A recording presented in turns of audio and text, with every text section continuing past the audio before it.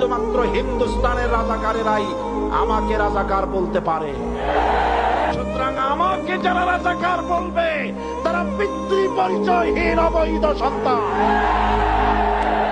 আমি বলেছিলাম 1973 সন পর্যন্ত আমি বাংলাদেশের কোন রাজনৈতিক দলের নেতা এবং কর্মী ছিলাম না।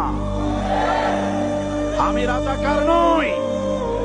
আমাকে রাজাকার বলে যদি তাকেও প্রমাণ করতে না পারে 10 কোটি টাকার মানহানি মামলা দায়ের করব।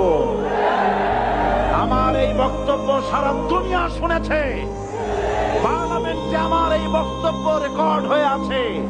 সেদিন 3 শতাধিক পার্লামেন্ট মেম্বারের কেউ আমার চ্যালেঞ্জ গ্রহণ করেন নাই।